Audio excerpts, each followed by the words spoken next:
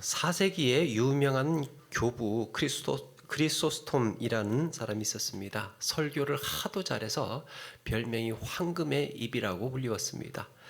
그가 이제 겸손을 가리켜서 이렇게 말합니다. 겸손은 모든 선한 것들의 어머니요 뿌리라고 했습니다. 겸손은 모든 선한 것들의 어머니요 뿌리다. 신앙생활에서 그리스도인의 내면에 깔려있는 기본적인 소양, 믿는 자라면 마땅히 가지고 있어야 할 기본적인 소양 한 가지를 꼽으라고 한다면 그것은 겸손이라고 할 수 있습니다. 그리스도인의 삶의 태도는 가장 먼저 겸손에서부터 시작이 됩니다. 겸손이라는 단어를 국어사전에 찾아보니까요, 남을 존중하고 자신을 내세우지 않는 태도라고 했습니다. 사실 겸손은 믿지 않는 사람들도 기본적으로 갖추어야 할 성품이라고 가르쳐 왔습니다. 겸손해라. 학교에서도 가르치고 또 집에서도 가르치고 직장에서도 가르치고 여기저기에서 많이 가르쳐 옵니다. 그런데 왜 겸손해야 하느냐라고 했을 때는 그걸 한마디로 설명하기가 쉽지가 않습니다. 왜 겸손해야 되지? 겸손하지 않으면 안 되나? 그래서 왜 겸손해야 하는가? 사실 모든 인간이 다 겸손하면, 당연히 겸손하다고 한다면 그걸 가르치지를 않을 겁니다. 안 되니까, 못하니까 가르치는 것 아니겠습니까? 어느 드라마에 보니까요, 한 남자가 이런 말을 합니다. 세상에 직업에 귀천이 없다고 말하는 이유는 직업에 귀천이 있기 때문이다 라고 말합니다. 마찬가지로 겸손을 사람이라면 기본적으로 가져야 할 성품이라고 하는 이유는 인간의 본성에 남을 존중하지 않고 자신을 내세우는 교만이 있기 때문입니다. 우리 마음 안에 남을 존중하지 않고 자신을 내세우는 이런 마음이, 크리소스톰이 겸손을 모든 선한 것들의 어머니요 뿌리라고 했다면 교만은 모든 악한 것들의 어머니요 뿌리라고 할 수 있습니다. 이 교만에서부터 시작이 됩니다. 사람들이 교만한 상태로 공동체 생활을 하다 보니까 서로 잘났다고 싸우고 또 서로 갈등을 일으키고 편할 날이 없습니다. 자기 주장이 강하고 자기 생각대로 하자고 하고 자기 원하는 대로 나아가려고 하는, 타인을 무시하거나 밟고 서는 것이 인간의 본성이기 때문입니다. 세상에서도 서로가 먼저 존중해주고 자신을 내세우지 않다 보니까 협력이 된다는 것을 오랜 세월을 통해서 학습을 해봤습니다. 서로 이렇게 자기를 내세우고 자기 주장을 하다가 보니까 이게 뭔가 일이 안 되는 겁니다. 그래서 그러면 우리 서로 한번 존중해 보자. 자기를 내세우지 않고 있어 보자 해보니까 좀 어느 정도 협력이 되더라는 것을 학습을 했습니다. 인간관계나 사회생활을 원활하게 이어가기 위한 수단으로, 그러면 우리가 함께 살기 위해서는 겸손해야 되는구나. 그럼 겸손하자. 이걸 어떻게 알 수 있습니까? 사람은 겸손할 필요가 없는 순간이 오면 자기 본성을 드러내곤 합니다. 겸손할 필요가 없으면 겸손하지 않습니다. 이게 뭔 말입니까? 겸손이 필요했기 때문에 인간 사회에서 겸손을 가르쳤다는 것을 말해줍니다. 그런데 겸손이 필요 없으신 우리 주님께서는 이렇게 말씀합니다. 나는 마음이 온유하고 겸손하니 나의 멍에를 메고 내게 배우라. 예수님의 성품의 가장 기본이 되는 바탕 두 가지는 온유와 겸손이랍니다. 우리 주님은 인간 관계나 공동체 유지를 위한 수단으로 겸손하신 것도 아니고 인간의 삶에서 필요하기 때문에 겸손하신 것도 아닙니다. 예수님은 겸손하지 않아도 되는 사람에게도 겸손하셨고 겸손할 필요가 없는데도 겸손하셨습니다. 예수님의 본성이 그렇기 때문이에요. 그래서 세상 사람이 겸손해야 하는 이유와 그리스도인이 겸손해야 하는 이유가 좀 다릅니다. 세상 사회에서 겸손해라, 하는 이유하고 믿는 사람들이 겸손해야 하는 이유가 다릅니다. 그렇다면 우리는 믿는 사람들은 왜 겸손해야 하는가? 성경은 왜 우리에게 겸손을 강조하고 있는가? 믿는 자로서 겸손해야 하는 이유에는 세 가지 정도의 근거를 말할 수 있습니다. 믿는 자로서 우리가 겸손해야 하는 이유 세 가지. 첫 번째가요, 의외로 창조 질서 때문입니다. 하나님이 세상을 지으셨기 때문이에요. 겸손해야 하는 이유가, 하나님은 창조주이시고 인간은 피조물이죠. 특별히 여호와 하나님이 땅에 흙으로 사람을 지으시고 생기를 그 코에 불어넣으시니 사람이 생령이 되니라 라고 했습니다. 사람이 생명체로 존재할 수 있는 이유는 흙으로 사람을 지으신 하나님께서 생기를 불어넣으셨기 때문에, 즉 생명을 우리에게 주셨기 때문에. 그러니까 하나님께서 지으신 사람은 다 동일합니다. 다 똑같아요. 정말 귀천이 없고, 믿음의 눈으로 볼 때는요, 믿음의 눈으로 볼 때는 빈부귀천이 없고 모두가 한 생명 한 생명 안에서는 다 동일하고 존귀한 사람들입니다. 귀한 사람이 있고 덜 귀한 사람 어디 있습니까? 다 똑같이 귀하고 다 숭고하고 그렇게 존귀한 하나님의 작품들입니다. 그런데 나보다 더 높으신 분이 계시죠. 나를 지으신 창조주 하나님. 그 창조주 하나님을 아는 순간 사람은 겸손하게 됩니다. 내가 세상에서 가장 내세울 만한 사람이 아니구나. 나를 지으신 분이 계시다라는 의식, 나를 창조하신 분이 계시다라는 이런 의식이 우리를 겸손하게 만듭니다. 이제 어느 날 영국의 두 병사가 뭔가 이 통나무를 옮기는 작업을 하고 있었다고 합니다. 통나무가 얼마나 크고 무겁던지 이 두 병사가 끙끙하면서 막 애쓰면서 그렇게 땀을 흘리면서 일을 하고 있습니다. 그런데 병사들의 지휘관은 그걸 도와줄 생각은 하지 않고 저쪽 바위 곁에 걸터 앉아가지고 야단만 치고 있습니다. 젊은 놈들이 힘을 그렇게 못 쓰냐고 그러면서 동작 굼뜨다고 막 그렇게 야단을 칩니다. 그때 이제 말을 타고 지나가던 한 신사가 지휘관에게 말을 겁니다. 이렇게 보더니 당신은 같이 거들어주면 금방 일이 끝날 텐데 왜 가만히 있어? 그러니까 지휘관이, 나 지휘관입니다. 지휘관. 일은 병사들이 하는 것이고 상관이 어떻게 같이 일을 합니까? 그 얘기를 들은 신사가 그럽니다. 그렇습니까? 그러면 나라도 좀 일을 도와줘야지. 그러면서 윗옷을 벗더니 병사들과 같이 통나무를 옮기면서 일을 합니다. 일을 다 도와주고는 신사가 다시 말에 올라타고 가던 길을 가려고 합니다. 지휘관이 보니까 의아한 거예요. 근데 당신 누굽니까? 라고 물으니까 그 신사가 하는 말이, 다음에 통나무 옮길 일 있으면 총사령관 부르게, 그러면서 가더랍니다. 그가 바로 이 나폴레옹을 워틀루 전투에서 승리로 이끈 영국의 총사령관 웰링턴이라는 사람입니다. 병사들에게 호통을 치던 지휘관은 그 이후에 어떻게 되었는지 전해지지는 않습니다. 그런데 우리는 그 지휘관이 병사들과 같이 그 이후에는 협력하고 그렇게 함께하는 사람이 되었을 거라 그렇게 기대를 합니다.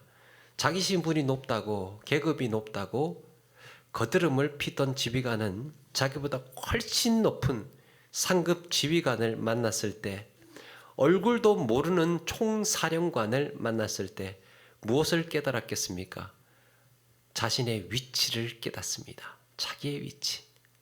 마찬가지입니다. 인간은 창조주이신 하나님, 주권자이신 하나님 앞에 설 때 겸손할 수밖에 없는 존재임을 깨닫게 되는 것입니다.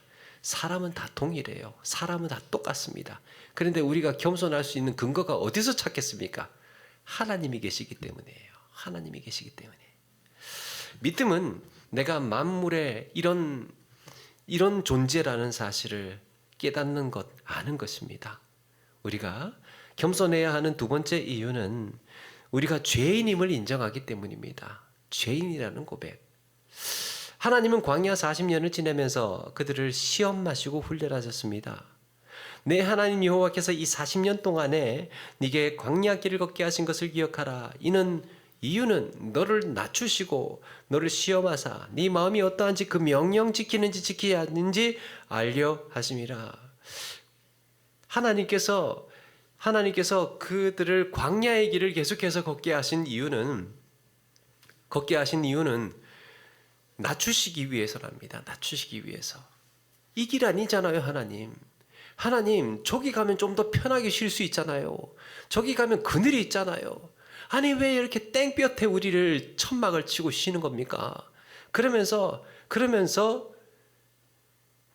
자기들이 그렇게 이 하나님과 낮추지를 않고 명령을 지키지 않고 따르지 않는 것을 보면서 그렇게 훈련을 하셨다는 겁니다. 구원의 하나님 앞에 자신을 낮추어야 믿을 수 있고 순종할 수 있습니다. 하나님께서 우리에게 주인과 종의 관계, 인간과 죄인의, 의인과 죄인의 관계를 계속해서 강조하시는 이유는 우리가 죄인이고 하나님이 구원자이심을 기억하라는 겁니다. 성경에 보면 하나님과 우리의 관계를 주인과 종의 관계로, 명령권자와 주권자와 따르는 자로 계속해서 그 구도를 만들어 갑니다. 그거 잊지 마라. 주인이라는 거 잊지 마라. 주권자라는 것을 잊지 마라. 구해냈다는 것을 잊지 마라. 애굽에서 인도해냈다는 사실을 잊지 마라. 그 말씀을 계속해서 하는 것입니다. 하나님은 이런 구원의 하나님을 기억하는 자들, 즉 겸손한 자들에게 은혜를 베푸신다고 말씀하고 있습니다. 오늘 말씀 5절에도 보니까요. 하나님은 교만한 자를 대적하시되 겸손한 자들에게는 은혜를 주시느니라. 교만한 자들은 대적하신대. 겸손한 자들에게 은혜를 주신다고 합니다. 야고보서에도 같은 말씀이 등장합니다. 하나님이 교만한 자를 물리치시고 겸손한 자에게 은혜를 주신다 하였느니라. 같은 가르침을 하고 있습니다. 이 말은 사도들이 동일한 가르침을 하고 있다는 것을 암시합니다. 베드로든 야고보든 누구든 교만한 자들을 하나님께서 대적하시고 겸손한 자에게 은혜를 주신다는 사실을 여기저기에서 가르치고 있었다는 얘기입니다. 근데 야고보서에 이어지는 말씀이 이렇게 기록이 됩니다. 겸손한 자와 교만한 자 이야기를 하면서 자연스럽게 죄인들아 손을 깨끗이 하라. 두 마음을 품은 자들아 마음을 성결하게 하라. 그랬습니다. 죄인들아 두 마음을 품은 자들아. 그러니까 교만과 겸손이라는 그 두 가지의 지점을 염두에 두고 하는 말이에요. 교만한 자들을 죄인으로 동일시해서 말하고 있습니다. 그러니까 교만과 겸손의 문제는요, 죄와 관련이 있습니다. 그렇다면 교만한 자는 누구를 가리키는 말씀인가? 성결하지 않은 죄인들을 두고 하시는 말씀입니다. 겸손한 자는 자신이 죄인임을 인정하고 엎드리는 자를 말합니다. 앞에서 겸손이 모든 선한 것들의 어머니요 뿌리라고 했다면 교만은 모든 죄와 악한 것의 시작입니다. 교만은 패망의 선봉이라 그랬죠. 망하는 길에 가장 앞장서고 있는, 가장 앞에 있는 것이 교만이랍니다. 우리 주님은 스스로 높이는 자를 심판의 대상으로 분류하시고 스스로 낮추는 자를 소망 있는 자라고 말씀하고 있습니다. 살 길이 있다. 너희가 죄인임을 인정하느냐? 스스로 낮아졌느냐? 준비가 되었느냐? 따를 준비가 되었느냐? 그러면 소망이 있다. 이런 점에서 그리스도인의 자기 비하는 십자가에서 출발합니다. 우리의 출발점이에요. 십자가에서. 그는 근본 하나님의 본체이시나 하나님과 동등됨을 취할 것으로 여기지 아니하시고 자기를 낮추시고 죽기까지 복종하셨으니 곧 십자가에 죽으심이라. 자기를 낮추시고 죽기까지 복종하신 그것이 십자가의 죽으심이랍니다. 자기를 낮추는 것, 죽기까지 복종하시는 것. 우리가 그리스도의 십자가와 함께 죽는다는 것, 내가 그리스도와 함께 십자가에 못 박혔다는 것, 그거는요 가장 낮은 데까지 처할 수 있는 자에게 일어나는 일입니다. 가장 낮은 자, 가장 죄인이라는 것. 낮아지지 않으면, 죄인임을 시인하지 않으면 우리의 옛사람은 죽을 수가 없습니다.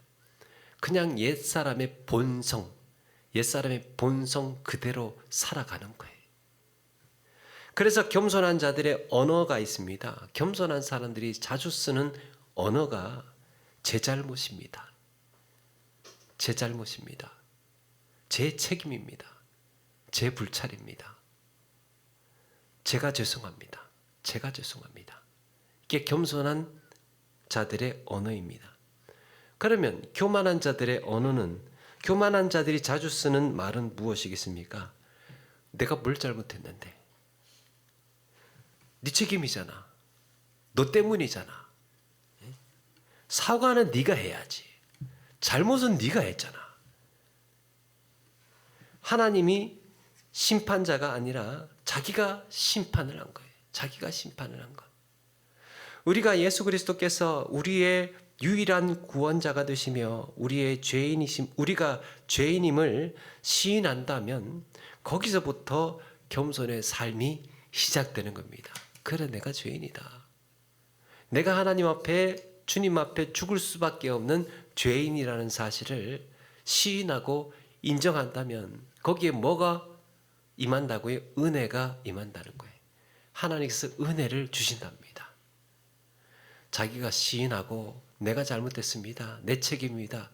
그래도요, 그 잘못에 대해서 문책하지 않아요. 책임을 묻지 않아요. 다 그렇지 않습니다. 은혜가 있습니다. 은혜가. 사람들 사이에도 그렇습니다. 내가 좀 불찰인 것 같아요. 내가 좀 죄송한 것 같습니다. 내가 좀 잘못한 것 같습니다. 그럼요. 그렇다고 해서 그 상대방이 그래 네 책임져 그렇게 하지 않아요.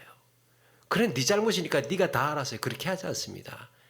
그럴 때 은혜가 숨 쉴 수 있는 공간이 생기는 거예요. 그래, 그러고 보니까 나도 좀 잘못한 게 있는 것 같다가 되는 겁니다. 그러고 보니까 나도 좀 문제가 있었어. 그래, 네가 그렇게 말해주니까 사실은 나도 좀 책임이 있어. 그렇게 서로가 숨 쉴 수 있는 공간이 생기는 거예요. 그런데 서로에게 밀어붙이잖아요. 너 때문이다. 네 책임이다. 네가 다 그랬잖아. 그렇게 서로를 코너에 몰아붙이면 살기 위해서 몸부림칠 수밖에 없어요. 몰리는 사람은 살기 위해서. 그렇게 서로가 교만이라는 문제 때문에, 그 교만의 언어 때문에 서로가 싸우게 되고 서로가 살기 위해서 부딪힐 수밖에 없는 겁니다. 우리가 겸손해야 하는 세 번째 이유는 구원자 되시는 주님께서 본을 보이셨기 때문입니다. 구원 이후의 삶을 말씀합니다. 성경은 구원받은 이후에 어떻게 살 것인가 라고 했을 때 우리 주님께서 이렇게 살아라, 겸손의 삶을 보이셨습니다. 그 겸손의 본을 따라서 살았던 사도가, 가장 대표적인 예수님의 겸손의 본을 따라서 살았던 대표적인 사도가 의외로 베드로입니다. 베드로. 오늘 말씀에도 주장하는 자세로 하지 말고 양무리의 본이 되라고 말하면서 젊은이들에게도 이와 같이 장로들에게 순종하고 다 서로 겸손으로 허리를 동이라고 말씀합니다. 겸손과는 거리가 멀 것 같은, 가장 멀어 보이는 베드로가 얼마나 자기를 내세우고 자기 주장이 강했고 자기를 그렇게 강하게 말했습니까? 그런데 베드로는 성경에 보니까 겸손을 그렇게 가르쳐 왔습니다. 가만히 세월이 흘러서 그의 노년의 아름다운 성품으로 그렇게 변화되어 있었습니다. 겸손에 대해서 가장 많은 통찰과 가장 깨달음을 알았던 그의 이후의 삶이 베드로였던 거예요. 몸이 약한 사람이 있지 않습니까? 몸이 약한 사람이 큰 병에 잘 들지 않는다 그러죠. 자주 자기를 들여다보기 때문에, 자주 병원을 찾기 때문에, 어디가 아픈지 자기를 자주 살피기 때문에 큰 병에 걸리지 않는다는 말이 있습니다. 자기의 약함을 아는 사람이 자기의 약함을 내가 이 정도라는 것을 잘 아는 사람이요 더 강해질 수 있고 더 성장할 수 있습니다. 베드로는 자기를 깨달았던 것 같아요. 우리가 아는 바와 같이 누구보다도 성미 급하고 교만했습니다. 그런데 세월이 지나고 다시 베드로를 보니까 겸손의 사도가 되어 있습니다. 요한은 사랑의 사도라고 한다면 베드로는 겸손의 사도가 되어 있습니다. 우리가 주목할 표현 한 가지가 있습니다. 서로 겸손으로 허리를 동이라. 허리를 겸손으로 허리를 동이랍니다. 이것은 베드로가 지난날 겪었던 사건 하나를 배경으로 하고 있지요. 예수님께서 제자들을 떠나시기 전에 제자들과 마지막 만찬을 나누시다가 수건에 허리를 동이시고 수건으로 허리를 동이시고 제자들의 발을 씻기시기 시작합니다. 그때 예수님께서 왜 이러시는지 제자들은 당혹스러웠습니다. 발을 씻기는 일은 종이나 하는 일이기 때문이지요. 우리 선생님 예수님께서 어떻게 나의 발을 이렇게 씻기신단 말인가? 제자들 사이에 이것은 당시 제자들 사이에 가장 민감했던 문제와 관련이 있습니다. 누가 더 높은가 싸우고 있었거든요. 제자들은 누가 예수님의 최측근인가? 예수님께서 왕국을 세우시면 누가 더 높은 자리에 앉을 것인가? 거기에 민감하게 자리 다툼하고 서로 그렇게 힘겨루기를 하고 있었습니다. 그때 예수님께서 뭐라고 말씀합니까? 누구든지 너희 중에 크고자 하는 자는 너희들을 섬기는 자가 너희들 중에 큰 자다. 너희들 중에 누가 으뜸이 되고자 하는 자는 너희의 종이 되어야 하리라. 낮은 자가 되어야 하리라. 우리의 원칙이다. 우리 공동체의 원칙은 가장 낮은 자가 인정받는 거다. 가장 겸손한 자가, 섬기는 자가. 여러분, 세상 나라에서는 실력 있고 배경 좋은 사람이 큰 자일 겁니다. 세상에서는, 이 땅의 세상에서는. 그런데 하나님의 나라에서는, 하나님 나라에서는 주님께서 가르치시는 대로 사는 자가 큰 자예요. 하나님께서 가르치는 대로 사는 자가, 겸손한 자가, 섬기는 자가, 낮은 자가, 하나님께서 그들을 가르치는 대로 사는 자를 가장 크게 들어 사용하시는 겁니다. 베드로는 처음에 자신이 당한 일을 굴욕이라고 생각했습니다. 반석이라는 좋은 이름을 듣자마자 베드로가 예수님을 막아세우죠. 그러니까 이 성미급한 베드로가 자기 교만 때문에 예수님 가시는 길을 막아세우니까 예수님께서 뭐라고 호통칩니까? 사탄아, 내 뒤로 물러가라. 말씀을 듣지를 않습니까? 물 위를 걷다가 바람을 보고 빠지지를 않나. 얼마나 굴욕적입니까? 야, 베드로 역시 첫 번째 제자야. 그러면서 배에 탄 제자들이 막 오 이렇게 보고 있는데 물에 홀랑 빠져보세요. 얼마나 그 창피합니까? 그럴 거면 안 갔지. 물 위를 빠질 줄 알았으면 안 걸었지. 그런데 그렇게 막 믿음의 모습으로 가다가 빠지니까 얼마나 굴욕적입니까? 자신만만하게 주님을 배반하지 않겠다고, 내가 죽을지언정 주님을 따르겠다고 그렇게 했다가 세상에 웬걸 그날 밤에 3번이나 주님을 부인하고 말았습니다. 내가 이 정도였나? 내가 이 정도였나? 자기 민낯을 보게 된 거예요. 자기가 이 정도인 줄은 몰랐는데 자기 민낯을 보게 된 겁니다. 굴욕을 경험한 거예요. 여러분, 겸손은 자신의 낮아짐을 마땅히 여기는 겁니다. 아, 나는 원래 이런 사람이라는 것. 내가 3번이 아니고 30번이라도 주님을 배반하고 말 거라는 그런 연약한 못난 사람이라는 걸 아는 거. 거기서부터가 출발이에요.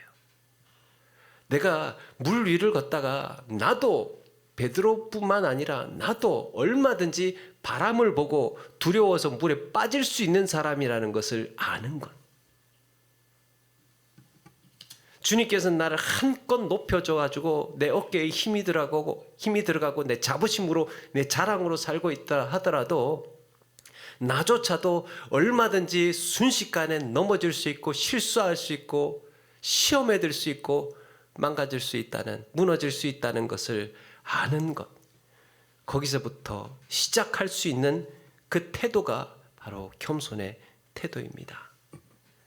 당연히 이 낮은 자리에 앉아야 하고 내가 마땅히 겪어야 할 일임을 인정할 때 우리는 한 걸음씩 십자가의 고난에 다가가게 됩니다.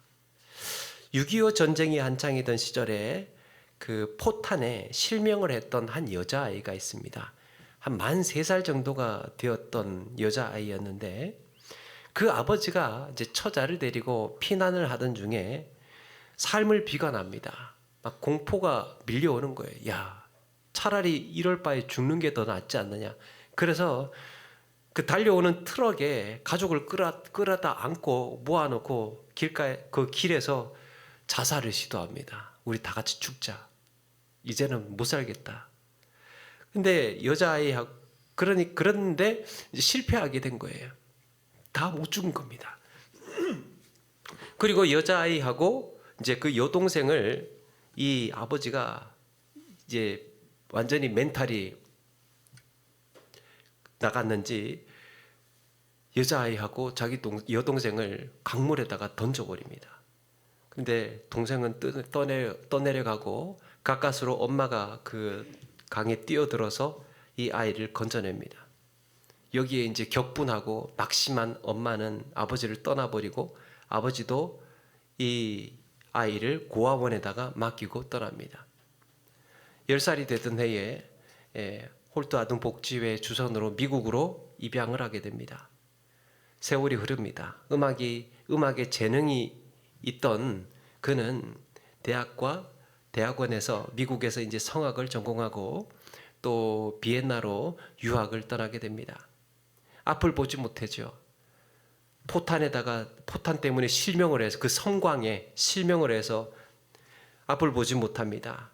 그래서 이 여인이 그렇게 한 걸음 한 걸음 불편하고 힘든 삶의 길을 한 걸음 한 걸음 걸어갔습니다. 그 모든 것들을 감당할 수 있었던 것은 그에게 전해진 복음 때문이었습니다. 그가 바로 빌리 그레암 전도단의 독창 가수였던 킴 윅스라는 사람입니다. 1973년도에 이 아버지하고 어떻게 연이 닿아서 한국에 와서 이렇게 왕래를 하게 되었다고 합니다. 81년도에는 세종문화회관에서 킴 윅스 초청 음악회를 열었습니다. 그 음악회를 열 때 이런 간증을 했다고 합니다. 사람들이 앞을 보지 못하는 나를 인도할 때 100m 앞에 장애물에 대해서 200m 앞에 뭐가 있다고 말하지 않습니다. 그분들은 단지 바로 앞에 물 웅덩이가 있으니까 한 걸음만 옆으로 떼라고, 혹은 계단이 있으니까 발을 조금만 높이 올리라고 그렇게 말해줍니다. 자기를 인도해주는 사람들은 한 걸음을 이야기해 준대요. 여기서는 한 걸음만 발 올리고 여기서는 웅덩이 있으니까 조금만 한 걸음 옆으로 비키라고 그렇게 이야기를 해준답니다. 100m 앞에 200m 앞에 무엇이 있다고 말해 주어도 사실 내게는 아무런 도움이 되지 않습니다. 나는 바로 앞에 있는 한 걸음만 알면 그걸로 충분합니다. 그렇게 한 걸음씩 떼어놓을 자리를 알려주면 나는 그 말을 믿고 한 걸음씩 인도함을 받아서 마침내 목표 지점까지 가게 됩니다. 하나님께서 나의 삶을 인도하신 것도 그런 방법이었습니다. 시각장애인이 되었을 때 사실 어떻게 살아야 할지 암담했지만 하나님께서 다음 한 발 떼어놓을 자리를 나에게 알려주셨고 그렇게 인도함을 받아서 오늘까지 왔습니다. 하나님이 나와 함께 하셨다는 이야기를 합니다. 우리가 인생 어떻게 살아가야 할지, 내 계획을 어떻게 세워야 할지 그거 다 우리가 알고 어떻게 갑니까? 지금 당장 한 발 어떻게 디뎌야 하는지만 알아도 충분하다는 거죠. 왜 그렇습니까? 나를 인도하시고 계시는 하나님이 계시기 때문입니다. 앞으로도 그렇게 자기는 하나님께서 늘 함께 하실 것이라는 간증을 했습니다. 여러분, 우리가 겸손해야 하는 이유는 세상 사람들처럼 그게 도덕적이기 때문에, 좋은 사람이어야 하기 때문에, 인간관계에서, 직장 생활에서 필요한 것이기 때문에 그렇게 겸손해야 하는 것이 아닙니다. 우리 앞에 놓여 있는 하나님의 인도를 따라서 한 걸음씩 한 걸음씩 걸어가기 위해서 필요한 것입니다. 주님께서 인도해 가시는 대로 걸어가기 위해서. 겸손은 창조주 하나님을 인정하고 하나님 앞에 죄인임을 시인하는 믿음의 태도입니다. 그래서 여러분, 겸손은 성품이 아니고, 겸손은 성품의 문제가 아니고 신앙의 문제예요. 믿음의 문제예요. 여러분, 우리는 좋은 성도로 인정받으려고 겸손해야 하는 것이 아니라 그리스도인이 된 자에게 당연히 나타나야 할 믿는 자의 모습입니다. 하나님께서 만물을 지으시고 주관자가 되신다는 사실을 믿습니까? 하나님의 창조, 오직 그리스도의 십자가만이 우리를 구원하실 수 있음을 믿습니까? 그렇다면 우리는 겸손해야 합니다. 그걸 믿기 때문에. 이 땅을 사는 날 동안 이런 겸손한 성도의 삶을 사셔서 우리 함께 행복한 교회, 아름다운 성도로 세워가시는 저와 여러분의 삶이 되기를 주의 이름으로 축원합니다.